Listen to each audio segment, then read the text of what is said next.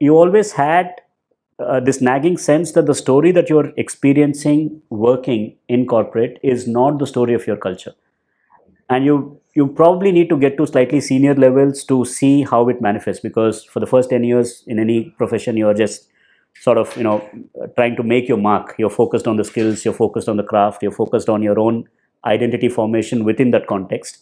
But as I started looking at responsibilities for a studio and trying to represent the ambitions of my team and wanting to make a representation that we are capable of delivering creative experiences for the world, you see that there are certain hard stops, even in a seemingly open, very, very diverse centric culture.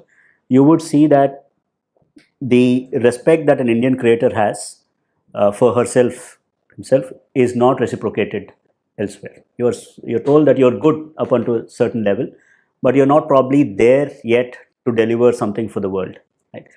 And then you start unpacking what informs these attitudes. Why is this? Because clearly you think we are good enough to do some work for you, and of course, like all other teams, we will also grow. But what is the story behind this? That is when you come into contact with the real sort of underlying attitude that governs interactions between cultures and societies, right? And you start questioning why it is so. Then you start questioning the narratives that are given to you. I would say my intellectual journey in a purposive manner. You always had an interest in learning about the world. Your reading was eclectic. You were curious about the world. You go out and meet people. You build relationships. That was there before, but it was never purposive. It was not directed towards something very specific. So at that time, I started asking myself, what is the story of Bharat?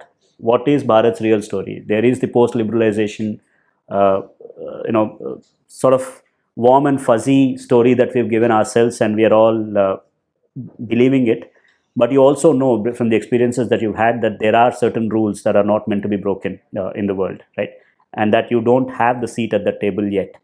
So this question about what is our story and what is our trajectory, where do we belong? Do we really belong?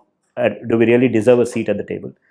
And for the next 4 or 5 years, I tried looking at it. I tried reading whatever I could, informed by multiple perspectives, from an economic perspective, from a cultural perspective, a little bit of philosophy as well, to understand what is our idea of the self and what is the idea of a good life.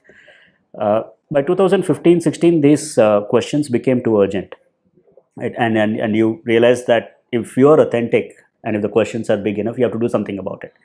So I knew that by the time that I wanted to move out of what I was doing, I needed to create a little bit of a financial runway so that I support whatever lifestyle that my family already had. But it was obvious that you want to find and involve yourself in a process that actually clarifies this question for people who might have the question after you, right?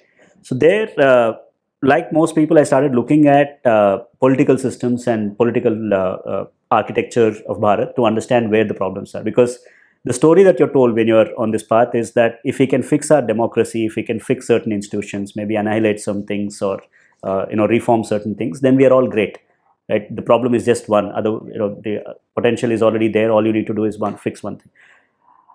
So I tried reading public policy in a structured manner. I did some courses in public policy. I wanted to understand what is this, what is the governing principle for state action, what are the institutions, what is balance of power, what does this all mean. I tried understanding that, but then in a year or two, I realized that public policy itself is downstream of an institutional culture. And those institutions are informed by worldviews and by philosophies which are not located in our cultural context, not located in our historical experience, and definitely not located in our philosophical systems. And this took me a little bit of a time to get to it. So there was this moment that, okay, this is, even if you try and work on a simple issue, whatever that could be, education, it could be sanitation, whatever it is, it will still not actually get you the answer that you're seeking. You need to go further. I would say my first brush with Indian knowledge systems around 2018 was out of this sense of disillusion, that what is that anchor? What has an explanatory power for me to understand the world? And then I spent some time trying to look at our own philosophical systems, talk to gurus. I was fortunate enough to get into contact with some people who've done work. I would say my intellectual anchor and my philosophical succor comes from being very, very comfortable located in Indian knowledge systems. Most of my work is from that perch. Whatever we do as Brihat, whatever I do individually and in collective capacity, comes from this absolute intellectual and moral clarity about the relevance and the absolute criticality of our knowledge systems.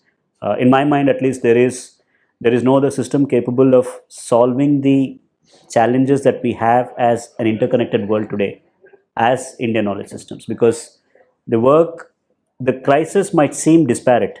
You might have an immigration crisis, you might have an economic crisis, you might have an ecological crisis, you might have a loneliness crisis, you might have a something else, a health crisis.